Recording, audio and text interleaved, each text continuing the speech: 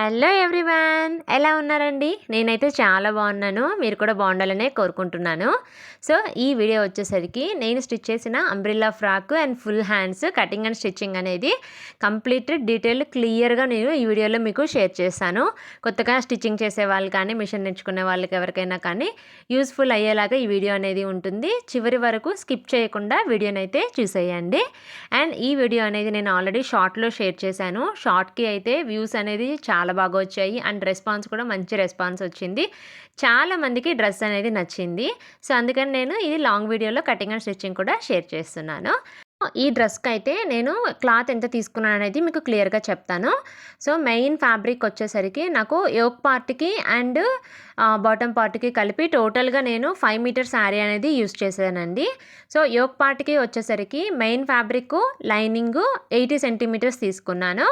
And bottom పార్ట్కి lining వచ్చేసరికి 3 centimetres and main fabric వచ్చేసరికి 4 మీటర్స్ తీసుకున్నాను. హ్యాండ్స్కి వచ్చేసరికి ఒక 1 మీటర్ అనేది ఫుల్ హ్యాండ్స్ కాబట్టి హ్యాండ్స్కి 1 మీటర్ అనేది తీసుకున్నాను. ఓకే. సో ఇలా క్లాత్ తీసుకుంటే మనకి ఫుల్ ఫ్రిల్ అంబ్రిల్లా ఫ్రాక్ అనేది వస్తుంది. ఫుల్ లెంత్ గీరాతో చాలా బాగా ఉంటుంది ఫినిషింగ్ అనేది కూడా. ఓకే. సో ఇది వచ్చేసరికి నేను యోక్ పార్ట్కి లైనింగ్ అనేది ఫస్ట్ కటింగ్ చూపిస్తున్నానండి. సో ఇది వచ్చేసరికి 80 సెంటీమీటర్స్ని ఇలా 4 ఫోల్డ్స్ కింద మనం ఫోల్డ్ చేసుకోవాలి. ఇది మీడియము లార్జ్ సైజ్ వాళ్ళకి పర్ఫెక్ట్గా డ్రెస్ మెజర్మెంట్స్ అనేది వస్తుందండి. సో దాని ప్రకారం నేను మెజర్మెంట్స్ అనేది చెప్తున్నాను. సో మనకి యోక్ పార్ట్కి పై పార్ట్ లెంత్ వచ్చేసరికి పై పార్ట్కి 15 ఇంచెస్ తీసుకోవాలి. 15 ఇంచెస్ అంటే 14 ఇంచెస్ మెయిన్ ప్లస్ 1 ఇంచు ఖర్చుతో కలిపి టోటల్ 15 ఇంచెస్. అండ్ షోల్డర్ వచ్చేసరికి 6.5 ఇంచు. టోటల్గా మనకి షోల్డర్ వచ్చేసరికి 6.5 ఇంచు. ఆ 6.5 ఇంచులో 3 ఇంచెస్ అనేది నెక్ పార్ట్కి కట్ చేసుకోవాలి. నెక్ పార్ట్కి ఇలా మార్క్ చేసుకోవాలి 3 ఇంచెస్. అండ్ చంక పార్ట్ ఏదైతే ఉంటుందో షోల్డర్ అయితే ఎంతైతే తీసుకుంటామో ఎప్పుడైనా కానీ మీకు గుర్తుపెట్టుకోండి. షోల్డర్ ఎంతైతే తీసుకుంటామో చంక పార్ట్ కూడా అంతే మెజర్మెంట్ తీసుకుంటే మీకు పర్ఫెక్ట్గా వస్తుంది. సేమ్ చంక పార్ట్కి కూడా 6.5 ఇంచెస్. అండ్ నెక్ ఇది మరీ డీప్ కాదు మరీ పైకి కాకుండా మీడియం రేంజ్లో ఉంటుంది. నెక్కి 5 ఇంచెస్ అనేది తీసుకున్నాను. బ్యాక్ నెక్ వచ్చేసరికి 7 inches. So back neck normal deep మరీ డీప్ కాకుండా మరీ పైకి కాకుండా నార్మల్గా 7 ఇంచెస్. సో ఫ్రంట్ వచ్చేసరికి 5.5 ఇంచెస్. బ్యాక్ నెక్ వచ్చేసరికి 7 ఇంచెస్. అండ్ చెస్ట్ లూజ్ వచ్చేసరికి ఈ customer medium and large size వాళ్ళకి సరిపోయే వరకు ఇది డ్రెస్ మెజర్మెంట్స్ అనేది వస్తుంది. చెస్ట్ లూజ్ వచ్చేసరికి ఒక 11 ఇంచెస్ ఖర్చుతో కలిపి 11 ఇంచెస్కి మార్క్ చేసుకోవాలి. సేమ్ చంక లూజ్కి కూడా 11 ఇంచెస్కి మార్క్ చేసుకుంటే సరిపోతుంది. సో మెజర్మెంట్స్ నేను చెప్పినట్లుగా మీరు మార్క్ చేసుకుంటే మీడియం సైజ్ వాళ్ళకి లార్జ్ సైజ్ వాళ్ళకి అండ్ సో మనకు పర్ఫెక్ట్గా డ్రెస్ అనేది సరిపోతుంది. ఎక్సెల్ వాళ్ళకి అంటే కొంచెం సైజెస్ అనేది చేంజ్ అవుతుంది. ఓకే. సో చూడండి ఇలా మార్క్ చేసుకున్న మెజర్మెంట్స్ ప్రకారము సో ఒక స్కేల్తో మీరు అన్నీ ఇలా మార్క్ చేసుకుంటే మీకు కటింగ్ అనేది చాలా ఈజీగా పర్ఫెక్ట్గా అనేది వస్తుందండి. ఎప్పుడైనా కానీ మనకి డ్రెస్సెస్ కానీ బ్లౌజెస్ కానీ ఏదైనా కానీ కటింగ్లోనే డ్రెస్ కానీ లుక్ అనేది ఫైనల్ లుక్ అనేది పర్ఫెక్ట్గా వస్తుంది. చాలామంది అనుకుంటారు స్టిచ్చింగ్లోనే ఉంటుంది అని అనేసి, బట్ కాదు అండి. స్టిచ్చింగ్ అనేది కూడా ఇంపార్టెంటే, బట్ మెయిన్ ఏంటి అంటే ఏ ఫ్యాబ్రిక్ కానీ డ్రెస్ కానీ ఏదైనా కానీ మనం చేసే కటింగ్ అనేది పర్ఫెక్ట్గా ఉంటే స్టిచ్చింగ్ అనేది ఆటోమేటిక్గా డ్రెస్ లుక్ అనేది బాగా వస్తుంది. ఓకే. చూడండి.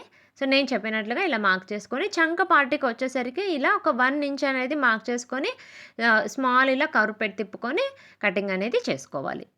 చూడండి సేమ్ ఇలాగా నేను చెప్పినట్లుగా మొత్తం మీరు మార్క్ చేసుకొని ఇలా కటింగ్ చేసేసుకుంటే సరిపోతుంది అన్నీ. మీరు ఒక్క డ్రెస్‌కి కానీ మెజర్మెంట్స్ కానీ గుర్తుపెట్టుకుంటే ఎవరైనా కొత్తగా నేర్చుకునే వాళ్ళు కానీ, ఇప్పుడే స్టిచ్చింగ్ చేసుకోవాలి అనుకునే వాళ్ళు కానీ, సో ఈ మెజర్మెంట్స్ అనేది మీరు ఒక్కసారి గుర్తుపెట్టుకుంటే మీరు కుట్టుకునే ప్రతి డ్రెస్‌కి కూడా సేమ్ మెజర్మెంట్స్ పెట్టుకొని మీరు స్టిచ్ చేసుకోవచ్చు. సో మీకు టైం అనేది సేవ్ అవుతుంది. ఈజీగా పర్ఫెక్ట్‌గా మీరు ఎలాంటి డ్రెస్ అయినా కానీ, ఎలాంటి ఫ్యాబ్రిక్ అయినా కానీ మీరు బ్యూటిఫుల్‌గా స్టిచ్ చేసేసుకోవచ్చు. ఓకే. సో ఇలా నేను మొత్తం కట్ చేసేసాను. అండ్ బ్యాక్ పార్ట్‌ది కూడా నెక్ అనేది బ్యాక్ నెక్ కూడా ఇలా మార్క్ చేసేసుకొని 7 ఇంచెస్‌కి. సో బ్యాక్ నెక్ వచ్చేసరికి సింపుల్‌గా రౌండ్ నెక్. ఇలా రౌండ్ నెక్ పెట్టేసుకొని బ్యాక్ పార్ట్ అనేది కూడా కటింగ్ చేసేసుకున్నాను. అండ్ ఫ్రంట్ వచ్చేసరికి ఇలా సింపుల్‌గా అండి. ఎక్కువ ఏమి నెక్ మరీ డిజైన్స్ కాకుండా డైలీ వేర్‌లు అండ్ ఆఫీస్ పర్పస్‌కి యూజ్ అయ్యేలాగా ఇలా సింపుల్ నెక్ అనేది స్టిచ్ చేశాను. చూడండి ఇలా సింపుల్ నెక్ అనేది కటింగ్ ఇచ్చాను. చూడండి ఫైనల్ లుక్ అయితే నెక్ ఇది సింపుల్‌గా ఉన్నా కూడా డ్రెస్ ఫైనల్‌గా స్టిచ్ చేశాకైతే చాలా బాగా వచ్చింది. సో, ఇలా మనకి లైనింగ్ పార్ట్ అయితే యోక్ పార్ట్‌కి లైనింగ్ పార్ట్ అయితే కంప్లీట్ అయిపోయింది కటింగ్ అనేది. సో, నెక్స్ట్ వచ్చేసరికి మనకి మెయిన్ ఫ్యాబ్రిక్ ఏంటి అంటే ఇది సిల్క్ శారీ అండి. సో, ఈ సిల్క్ శారీ అనేది కొంచెము అటు ఇటు జరుగుతూ ఉంటుంది. ఎప్పుడైనా ఏ క్లాత్ అయినా కానీ మీరు సిల్క్‌ది స్టిచ్ చేసేటప్పుడు చాలా జాగ్రత్తగా చూసుకొని కటింగ్ దగ్గర మాత్రము ఎక్కడ ముడతలు లేకుండా ఫ్యాబ్రిక్ అంతా ఒక్కటేలాగా చూసుకొని మీరు పెట్టుకొని కటింగ్ అనేది చేసుకోవాలి. స్టిచ్చింగ్ కూడా అంతే జాగ్రత్తగా చేసుకుంటే పర్ఫెక్ట్‌గా వస్తుంది. సో, చూడండి లైనింగ్ పార్ట్ అనేది కంప్లీట్ అయిపోయింది. ఇది వచ్చేసరికి మెయిన్ ఫ్యాబ్రిక్. సో, మెయిన్ ఫ్యాబ్రిక్‌ని కూడా ఇలా 4 ఫోల్డ్స్ కింద వేసుకొని 4 ఫోల్డ్స్‌ని జస్ట్ ఇలా మనం ఆల్రెడీ కట్ చేసుకున్న లైనింగ్ పార్ట్‌ని ఇలా మార్క్ చేసేసుకొని సింపుల్‌గా ఒక 1 ఇంచ్ ఎక్స్ట్రా లైనింగ్ కంటే మెయిన్ ఫ్యాబ్రిక్ ఒక 1 ఇంచ్ ఎక్స్ట్రా ఉండేలాగా మనం మార్క్ చేసుకోవాలి. ఎందుకంటే స్టిచ్చింగ్ చేసేటప్పుడు ఎగ్జాక్ట్‌లీ ఉండకుండా ఒక 1 ఇంచ్ ఎక్స్ట్రా ఉంటేనే మీకు ఎక్కడైనా కొంచెం సైడ్‌కి వెళ్ళిపోయినా కానీ పర్ఫెక్ట్‌గా వస్తుంది డ్రెస్ స్టిచ్చింగ్ అనేది. చూడండి నేను చూపించినట్టుగా ఇలా పెట్టేసుకొని సింపుల్‌గా ఒక 1 ఇంచ్‌కి ఎక్స్ట్రాగా అలా మెయిన్ ఫ్యాబ్రిక్‌కి మార్క్ చేసేసుకొని మొత్తం కటింగ్ చేసేసుకుంటే మనకి మెయిన్ ఫ్యాబ్రిక్ అనేది కూడా యోక్ పార్ట్‌కి కంప్లీట్ అయిపోతుంది. సో, చూడండి మొత్తం ఇలా నేను అంతా మార్క్ చేసేసుకొని కట్ చేస్తున్నాను. చూడండి front part, back part, main fabric and lining 2 complete అయిపోయాయి. ఇది వచ్చేసరికి హ్యాండ్స్‌కండి. హ్యాండ్స్‌కి నేను ఆల్మోస్ట్ ఒక 1 మీటర్ తీసుకున్నాను ఫ్యాబ్రిక్ అనేది. ఇది హ్యాండ్స్ ఫుల్ లెంత్ వచ్చేసరికి 23 ఇంచెస్ అండి. 23 ఇంచెస్ అయితే కరెక్ట్‌గా మనకి ఫుల్ హ్యాండ్స్ వస్తుంది. అండ్ హ్యాండ్స్ చివరన కొంచెము ఫ్రిల్స్‌గా వస్తే లుక్ అనేది చాలా బావుంటుంది. అంటే కరెక్ట్‌గా హ్యాండ్ పొడవే కాకుండా కొంచెం ఎక్స్ట్రా తీసుకున్నారనుకోండి లైక్ ఫ్రిల్స్ వచ్చేలాగా. సో, మనకి ఏంటంటే లుక్ అనేది చాలా బావుంటుంది. సో, ఈ వీడియోగా మీరు ఒకసారి నేను ఆల్రెడీ షార్ట్‌లో షేర్ చేశాను. ఈ డ్రెస్ లుక్ ఎలా ఉంది ఏంటి అనేది. సో, ఎవరైనా ఫస్ట్ టైం చూస్తున్నట్లయితే షార్ట్ అనేది చూడండి ఒక్కసారి. సో, దాన్ని బట్టి మీకు డ్రెస్ లుక్ ఎలా వచ్చింది, కటింగ్, స్టిచ్చింగ్ అనేది కూడా మీకు ఈజీగా అర్థమైపోతుంది. ఓకే. సో, ఇలా హ్యాండ్స్ అనేది కూడా లెంత్ వచ్చేసరికి హ్యాండ్స్ లెంత్ అనేది 23 ఇంచెస్ తీసుకున్నానండి. రిమైనింగ్ హ్యాండ్స్ చివరలో వచ్చేసరికి ఖర్చుకి 7 ఇంచెస్ తీసుకున్నాను. సో, రిమైనింగ్ అంతా నార్మల్ మనం హ్యాండ్స్ కట్ చేసుకున్నట్లే కట్ చేసేసుకోవాలి. అండ్ ఇది వచ్చేసరికి మనకి యోక్ పార్ట్ కంప్లీట్ అయిపోయింది కదా! ఇది వచ్చేసరికి మనకి bottom part. Bottom part lining ఏదైతే ఉందో దాన్ని ఇలా మనం సమోసా షేప్‌లో వేసుకోవాలి. ఫస్ట్ 4 ఫోల్డ్స్ కింద తీసుకోవాలి క్లాత్ అనేది. 4 ఫోల్డ్స్‌కి వేసుకొని దాన్ని ఇలా సమోసా షేప్‌లో మనం ఫోల్డ్ చేసుకోవాలి. సమోసా షేప్‌లో ఫోల్డ్ చేసుకున్న తర్వాత టోటల్‌గా మీకు ఎంత బాటమ్ పార్ట్‌కి ఎంతైతే తీసుకుంటున్నారో మెజర్‌మెంటు దాన్ని బట్టి మనము లైనింగ్ పార్ట్ ఒక 2 ఇంచెస్ తక్కువ మాత్రమే పెట్టుకోవాలి లెంత్ అనేది. ఎందుకంటే ఇది సిల్క్ ఫ్యాబ్రిక్ కదా! మనకి కనిపిస్తూ ఉంటుంది లైనింగ్ అనేది కూడా. సో, మరీ పైకి లైనింగ్ ఉంటే సిల్క్ ఫ్యాబ్రిక్ లుక్ అనేది బాగోదు. అందుకే ఒక 2 ఇంచెస్ తక్కువ మాత్రమే మెయిన్ ఫ్యాబ్రిక్‌కి, లైనింగ్ ఫ్యాబ్రిక్‌కి తక్కువ ఉంటే లుక్ చూడడానికి బావుంటుంది. ఓకే. సో, ఇది వచ్చేసరికి టోటల్ లెంత్ వచ్చేసరికి 46 ఇంచెస్. అందులో 15 ఇంచెస్ అనేది ఆల్రెడీ యోక్ పార్ట్ తీసేసుకున్నాము. సో, రిమైనింగ్ 31 ఇంచెస్ అనేది మనకి బాటమ్ పార్ట్ అండి. So, complete main fabric bottom పార్ట్‌కి 31 ఇంచెస్ తీసుకోవాలి. సో, నేను ఆ 31 ఇంచెస్‌లో ఇది లైనింగ్ వచ్చేసరికి 30 ఇంచెస్ తీసుకుంటున్నాను. 30 ఇంచెస్ తీసుకొని ఇలా పైన నడుము దగ్గర సో, నడుము అనేది కస్టమర్‌ది 11 ఇంచెస్ అండి. ఆ 11 ఇంచ్‌లో హాఫ్ ఇంచు మనకి 5½ ఇంచుకి మార్క్ చేసుకొని పైన నేను చూపించినట్లుగా జస్ట్ కర్వ్ షేప్‌లో అలా మార్క్ చేసుకొని అక్కడి నుంచి 30 ఇంచెస్‌కి కిందకి నేను మార్క్ చేసుకున్నాను. అండ్ ఇది ఏంటంటే కొంచెం లైనింగ్ అనేది తక్కువ పడ్డది. సో, దాన్ని ఇక్కడ జాయింట్స్ పడుతుంది. ఆ జాయింట్స్ పడేదాన్ని చూడండి నేను కింద ఎగ్జాక్ట్‌లీ మనకి ఎంతైతే తక్కువ అవుతుందో, నేను ఫస్ట్ కింద నేలపైనే ఆల్రెడీ చాక్ పీస్‌తో మార్క్ చేసేసాను. సో, యాజ్ ప్రకారం రిమైనింగ్ మనకి మిగిలిన కటింగ్‌లో మిగిలిన క్లాత్ అనేది ఉంటుంది కదా! దాన్ని మనకి రిమైనింగ్ ఎంతైతే అవసరమవుతుందో అంతవరకు ఇలా పెట్టేసుకొని ఫస్టే మీరు కట్ చేసేసుకుంటే, స్టిచ్ చేసుకునేటప్పుడు, జాయింట్ చేసుకునేటప్పుడు మనకి ఇబ్బంది లేకుండా కరెక్ట్‌గా జాయింట్ అనేది పర్ఫెక్ట్‌గా వచ్చేస్తుంది. చూడండి. సో, ఇలా మొత్తము లైనింగ్ పార్ట్ అంబ్రెల్లా షేప్‌లోనే కట్ చేసుకున్నానండి. అంబ్రెల్లా షేప్‌లోనే కట్ చేసుకుంటే మనకి డ్రెస్ మెయిన్ ఫ్యాబ్రిక్ అనేది కూడా అంబ్రెల్లా షేపే కాబట్టి, సో, కటింగ్ అనేది మనకి లోపల ఫిట్టింగ్ అనేది మనకి పర్ఫెక్ట్‌గా ఉంటుంది. టైట్ తగలకుండా ఏం లేకుండా. ఓకే. సో, ఇది మనకి లైనింగ్ పార్ట్ కంప్లీట్ అయిపోయింది. ఇది మెయిన్ ఫ్యాబ్రిక్ అండి. సో, ఈ మెయిన్ ఫ్యాబ్రిక్‌ని కూడా ఇది 4 మీటర్స్ ఫ్యాబ్రిక్ బాటమ్ పార్ట్‌కి నేను యూజ్ చేసింది. సో, దాన్ని కూడా సేమ్ 4 ఫోల్డ్స్ కింద వేసుకొని దాన్ని ఇలా సమోసా షేప్‌లో ఫోల్డ్ చేసుకోవాలి. ఇలా ఫోల్డ్ చేసుకున్న దాన్ని మనం ఆల్రెడీ మెయిన్ యోక్ పార్ట్ అనేది కట్ చేసుకున్నాం కదా! ఆ యోక్ పార్ట్‌లో నుంచి ఇలా 2 ఫోల్డ్ చేసేసుకొని పైన మనకి నడుము మెజర్‌మెంట్‌కి ఎంతైతే కావాలో అలా మార్క్ చేసేసుకుంటే ఒక 1 ఇంచ్ తక్కువలో, ఎందుకంటే 1 ఇంచ్ అనేది మనం కట్స్‌కి పెట్టేస్తాం కాబట్టి, సో, 1 ఇంచ్ అనేది తక్కువలో అంటే ఇప్పుడు 11 ఇంచెస్ అనుకోండి. మనం ఒక 1 ఇంచ్ తక్కువ చేసేసి 10 ఇంచెస్‌కి నడుము దగ్గర మార్క్ చేసుకోవాలి. సో, అలా మార్క్ చేసేసుకొని కింద లెంత్ 32 ఇంచెస్ పెట్టాను నేను ఇది.